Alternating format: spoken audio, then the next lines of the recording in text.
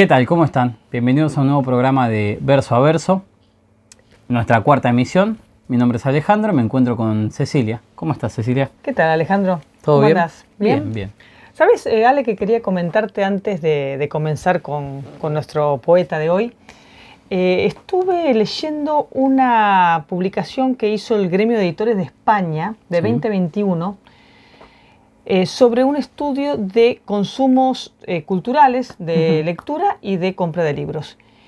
Y de ese estudio extrajeron que solamente el 1,2% de la población analizada lee poesía. Bajísimo. 1,2%. Y ellos lo relacionan esto con el poco lugar que tiene la poesía en la currícula escolar. Sí. Ocurre en España, también ocurre aquí, y entonces básicamente no se sabe leer poesía. Y yo pensaba en este pensar poético, en este ver el mundo de manera poética que tanto ha sido valorado en la historia de la cultura, cómo puede caer en el olvido si no lo retomamos y no animamos a la gente a leer poesía. Por eso creo que tiene sentido este programa, ¿no? Sí, esa es nuestra finalidad. Hay muchos docentes que no dan poesía porque no la entienden. El mismo docente no entiende cómo trabajar el género. Y bueno, ahí está nuestro intento por... Este pequeño y humilde aporte a poder entusiasmarlos a ustedes que están allí a leer poesía Y subir ese porcentaje. y subir ese Porque porcentaje. Tal no, cual. sí. ¿A quién elegiste para hoy, Bien, Alejandro? para el programa de hoy tenemos a un poeta muy interesante, es Blas de Otero, un poeta español, que en realidad su obra viene a ser de la segunda mitad del siglo XX, poeta muy, muy bueno. Yo le comentaba a Cecilia, lo que tiene Blas de Otero de bueno es genial. Quizás lo que a uno puede llegar a no gustarle tanto, bueno, va por otro lado, pero lo que personalmente a mí lo que me gusta de Otero me parece una locura, es un excelente poeta que cuida mucho la forma. Vamos a dar algunos datos biográficos de Blas de Otero. Blas de Otero nace en Bilbao, es bilbaíno, es el gentilicio, en el año 1916 y muere en 1979 en Madrid. Vivió en otros lugares, no vivió solo en España, vivió también en Cuba.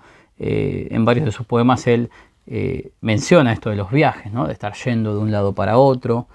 Es inevitable mencionar que vivió en Cuba sin mencionar también que estuvo afiliado al Partido Comunista, tuvo ahí una militancia política importante. En un segundo momento de su vida, ¿no? Porque Exactamente. inició por ahí con unas inquietudes más bien de carácter espiritual. Sí. Él estudió con los jesuitas. Remontándonos un poco a su infancia, él nace en una familia bastante bien acomodada, una familia rica podría decirse. Su padre era empresario y sufre la muerte de su hermano a los 13 años. Unos años después muere su padre y la familia, bueno, se viene abajo económicamente. Él estudia con los jesuitas.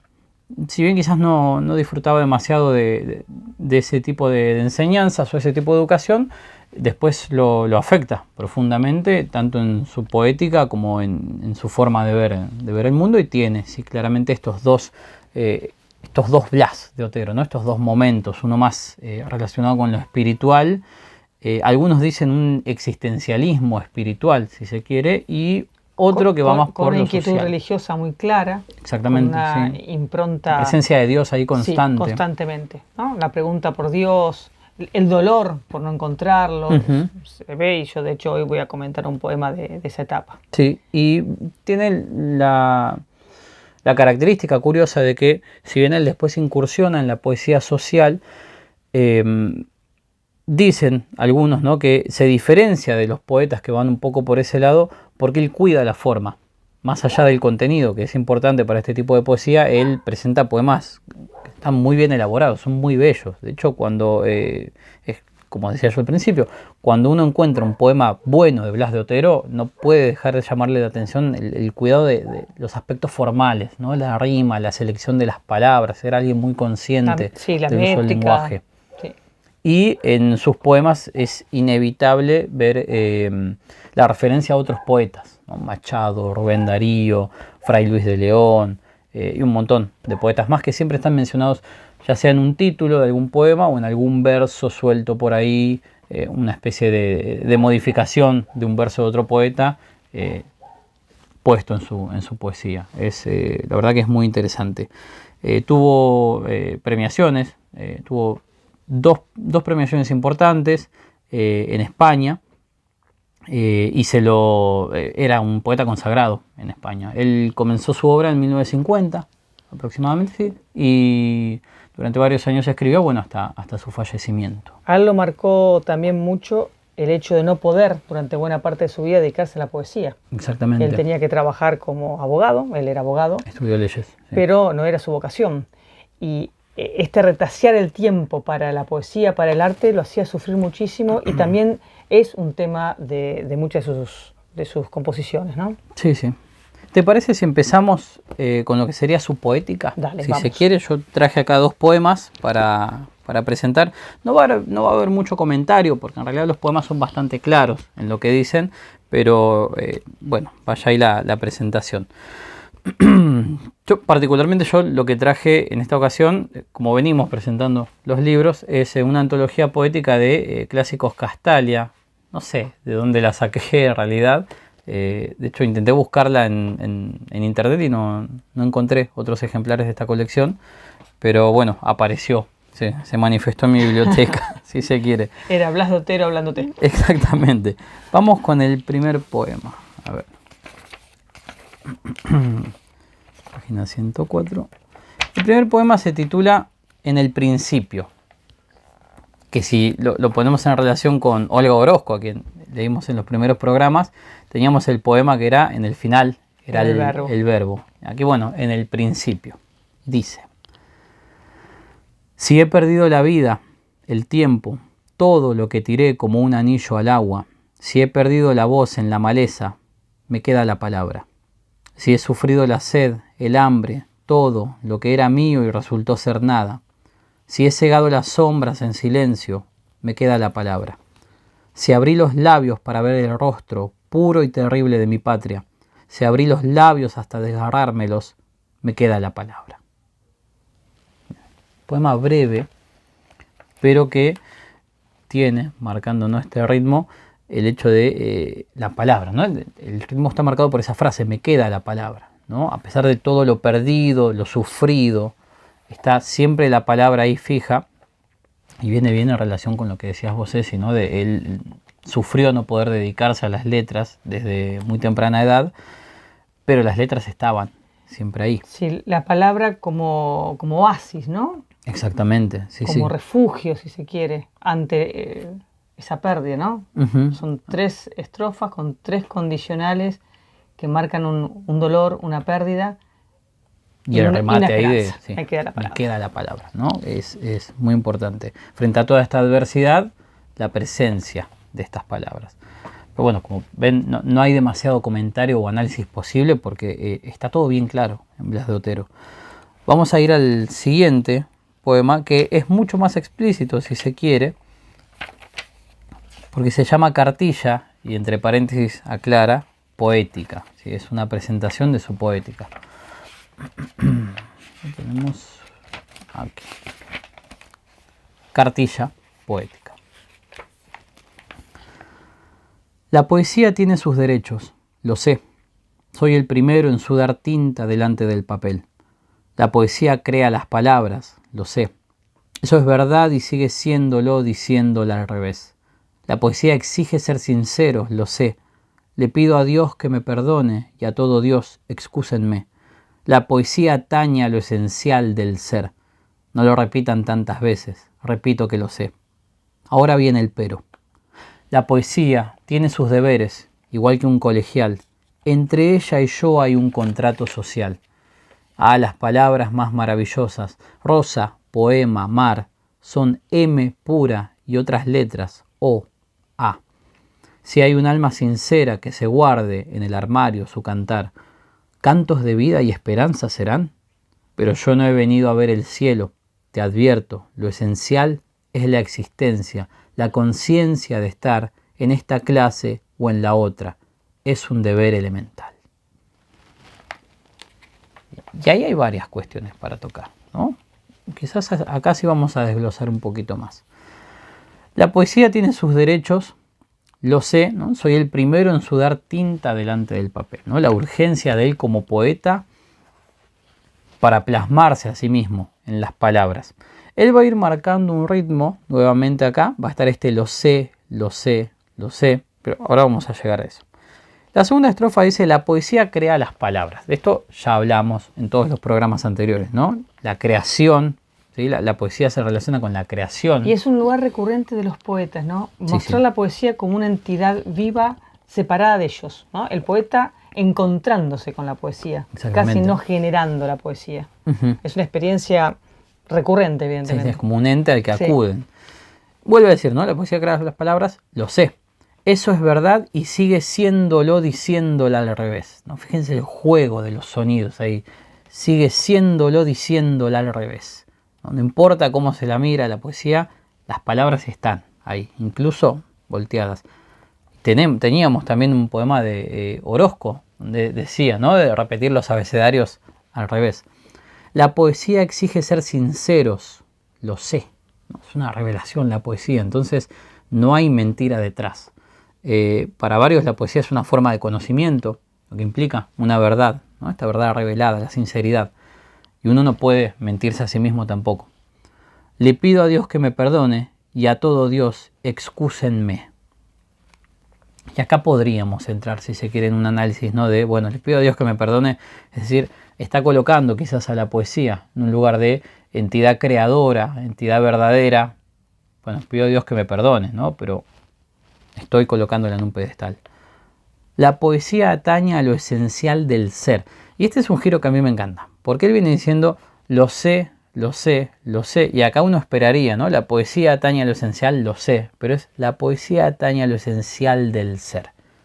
Y se siente como si fluyeran las palabras, ¿no? Los sonidos ahí, la pronunciación. Es hermoso pronunciar esos dos versos, ¿no? Atañe a lo esencial del ser. Va a lo primordial, a lo arquetípico, si se quiere. Va a lo profundo. Cosa que ya mencionamos varias veces. No lo repitan tantas veces, repito que lo sé.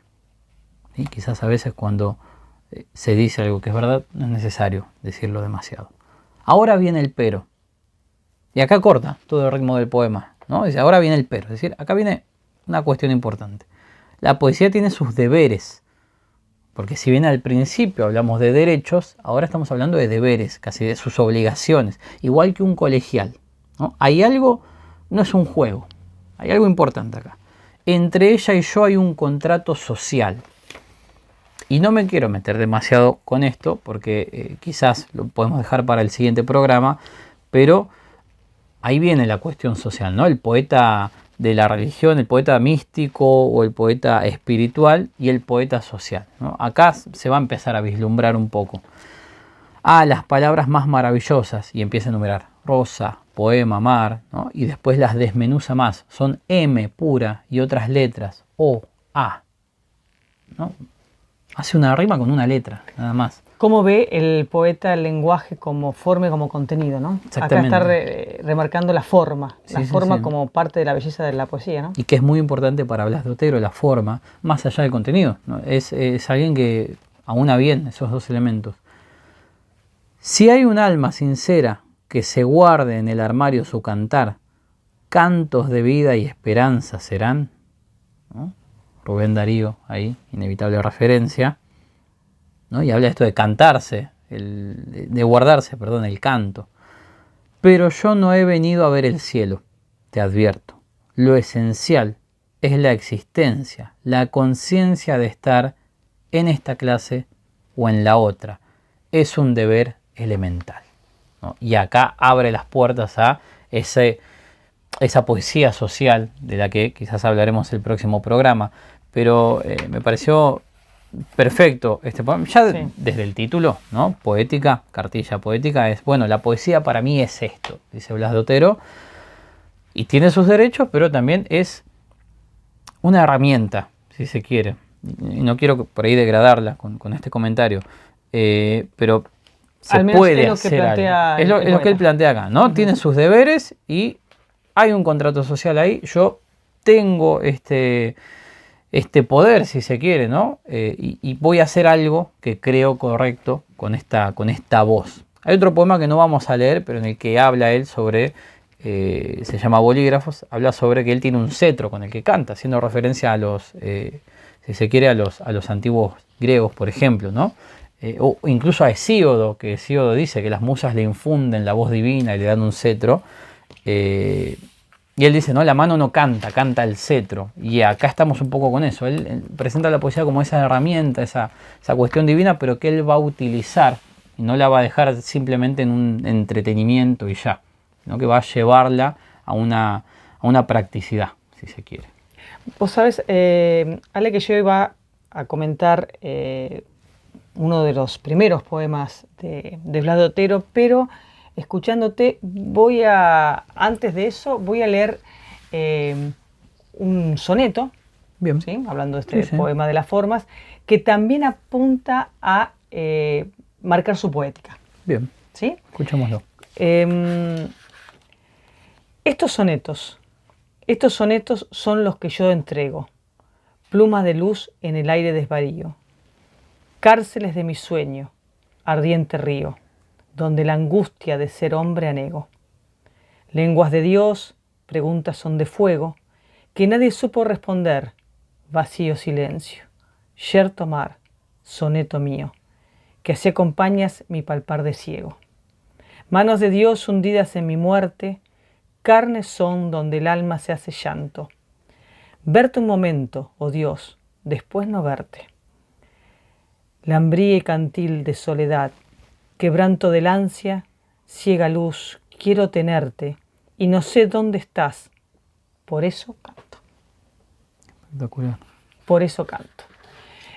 Como decía Alejandro, ¿no? El autor cuida las formas, cultiva el soneto muchas veces y en un momento él también dice que el soneto se puede también cambiar, superar, romper, por ahí en la segunda etapa del artista, ¿no? Pero fíjense acá en esta poesía que nuevamente él está hablando de lo que es el hacer poético. La poesía es lo que entrega, ¿no? Estos sonetos son los que yo entrego. Plumas de luz en el aire desvarío. O sea, pequeños tal vez, ¿no? Pero son los que de alguna manera muestran su sueño. Cárceles de mi sueño. Ardiente río donde la angustia de ser hombre anego. O sea, aquella angustia casi existencial que no encuentra palabras, encuentra poesía, ¿no? Encuentra sonetos. Lenguas de Dios, preguntas son de fuego que nadie supo responder. Tal vez la poesía sí, sería la respuesta. Es lo que no, sí. En ese final que dice por eso canto. O sea, esas preguntas también, insisto, ¿no? Esas preguntas que van más allá de lo que el ser humano puede responder. Vacío silencio. Acá, si ustedes ven el poema, hay una característica formal muy propia de Blas de Otero, que es el encabalgamiento, ¿no? Sí. Vacío, cierra un verso, silencio, comienza el otro. Cuando es un sustantivo con su adjetivo que irían habitualmente juntos. Sí. Hay un quiebra, ¿no? Vacío, silencio, fuerte. Yerto mar, otra vez entre puntos, fuerte, claro. Soneto mío, que así acompañas mi palpar de ciego. La búsqueda, ¿no? Palpar de ciego es genial. La búsqueda nuevamente. Habló de las preguntas, habló de la angustia de ser hombre. Manos de Dios hundidas en mi muerte, otra vez el límite, lo existencial. Carnes son donde el alma se hace llanto. El dolor ante eso existencial que no se puede resolver, ¿no? Verte un momento, oh Dios, después no verte. Decíamos que él tiene todo un recorrido espiritual y sufre también ante la duda, ¿no? Ante el dolor. Lumbría y cantil de soledad, quebranto de ansia ciega de luz. Quiero tenerte y no sé dónde estás, por eso canto. O sea, creo que esta última oración del último verso es la esperanza. Sí. Está el dolor, están las preguntas, está la muerte, está un Dios que a veces ves y a veces no ve, pero canta. Me recuerda sumando mucho a los que vos leíste la poética, ¿no? Sí, me recuerda mucho esa cuestión de está como desesperado, ¿no? Frente a Dios. al poema Hombre, que también, de hecho se repite algo de eso, ¿no? Eso de quiero tenerte. El poema, se lo recomiendo, el poema Hombre de Blas de Otero es genial, yo lo trabajo siempre cuando doy clases, es espectacular y muestra esto también. O sea, hay como una presencia de lo divino, pero está el hombre desesperado frente a esa cuestión divina, casi como abandonado, si se quiere. Angustiado. Exactamente. Pero con la poesía, ¿no? Sí. Creo que, como decía el poema que vos leíste, es como el refugio. Exactamente, me queda la palabra. Me queda la palabra. Sí. Y a nosotros, que no somos poetas, nos quedan los poetas, ¿no? Para que nos presten la palabra. Exactamente. El otro soneto también que quería compartir es un soneto que escribió en su juventud. Entre los 24 y los 26 años hubo un evento por los 400 años de San Juan de la Cruz. Sí. Y él presentó este libro suyo que se llama Cántico Espiritual. Claro homenaje a San Juan de la Cruz. Es un libro que arranca con un soneto inicial, que es el que vamos a compartir ahora. Después se compone por en decasílabos libres, una segunda parte, liras, y hay 2 villancicos y sonetos finales. Es un cántico espiritual de la juventud de un poeta, obviamente no es San Juan de la Cruz, y él lo sabe, y no recorre en este cántico espiritual los tres momentos clásicos, ¿no?, de la vida espiritual. Está la purgativa, iluminativa y después unitiva con Dios. No llega a ese momento unitivo. Él queda en este libro entendiendo que la única forma de ver más allá es a través de la poesía. O sea, como que queda un paso más acá del místico. Claro. No llega a San Juan, si se Hay quiere. suspenso antes de... Pero comparto el soneto, que se llama Cántico Espiritual, ¿no? Todo el amor divino con el amor humano me tiembla en el costado, seguro como flecha. La flecha vino pura, dulcísima y derecha. El blanco estaba abierto, redondo y muy cercano. Al presentir el golpe de Dios, llevé la mano, con gesto doloroso, hacia la abierta brecha. Mas nunca, aunque doliéndose, la tierra la desecha, al sembrador la herida donde encerrar el grano. Oh sembrador del ansia, oh sembrador del anhelo, que nos duele y es dulce, que adolece y nos cura. Aquí tenéis, en ansa de horizonte mi suelo, para la vida hermosa, para la espiga pura. El surco es como un árbol donde tender el vuelo, con ramas infinitas, doliéndose en altura. Pensemos que estamos hablando de sus primeros poemas, miren, ¿no? Sí, sí, sí. Que lo hace imitando al gran maestro y lo que logra formal y conceptualmente, ¿no? Yo quería marcar 2 o 3 cositas. Él inicia el primer cuarteto con prepararse para algo que va a venir, ¿no? Todo el amor divino y humano está en él, está en su costado, ¿no? Sí. Un lugar claro relacionado con Cristo, si se quiere. Seguro como flecha, hace una comparación. Y este recurso lo va a repetir en el soneto, ¿no? Lo que era una comparación, el verso siguiente lo vuelve la metáfora principal del siguiente movimiento del poema. La flecha vino pura y dulcísima y derecha. El blanco estaba abierto, redondo y muy cercano. Acá resuena un poco también Santa Teresa de la Cruz, ¿verdad? Sí. Con el tema de las llagas. Exactamente. Al presentir el golpe de Dios, llevé la mano con gesto doloroso hacia la abierta brecha. Mas nunca, aunque doliéndose la tierra, le desecha al sembrador la herida donde encerrar el grano. El mismo movimiento. Claro. Habla del sembrador como un elemento más del poema, ¿no?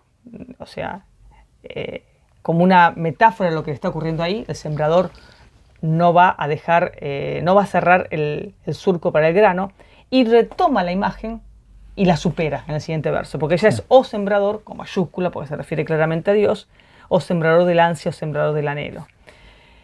Y va jugando en todo el poema también con la antítesis, ¿no? Porque la flecha es dulcísima, pero es el golpe de Dios. El sembrador es del ansia y del anhelo, que duele y es dulce. Claro. Adolece y nos cura. Aquí tenéis en Ansa de Horizonte, mi suelo, para la vida hermosa,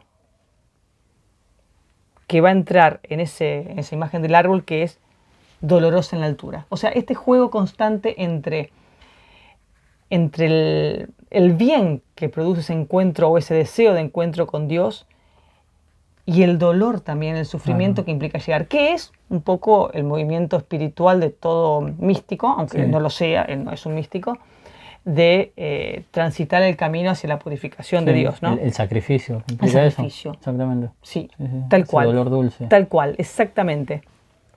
Fíjense los dos versos finales, insisto, ¿no? El surco, o sea, ese lugar de recepción de Dios, donde va a llegar Dios, es como un árbol donde tender el vuelo, ¿sí? De ramas infinitas, porque va hacia lo eterno, doliéndose de altura.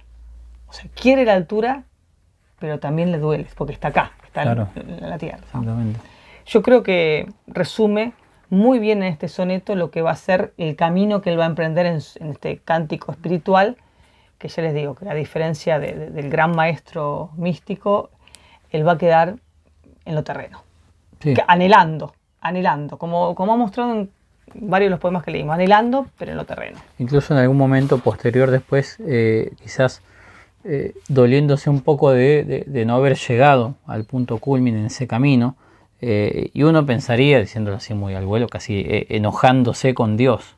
En algunos poemas está como ese reclamo a Dios de la ausencia de Dios, pero eso más. Pero es una ausencia del que busca. Sí. Bueno, tal vez podamos en el próximo programa avanzar un poquito con su poesía y conocer un poquito la segunda etapa. Sí, ¿por qué no? Dejamos para el próximo programa toda la etapa social, si se quiere, y algunos poemitas más que hay sueltos por ahí de nuestro querido Blas de Otero. Así que los invitamos a leer poesía, a pensar en forma poética. Y nos veremos en el próximo verso a verso. Gracias. Nos vemos.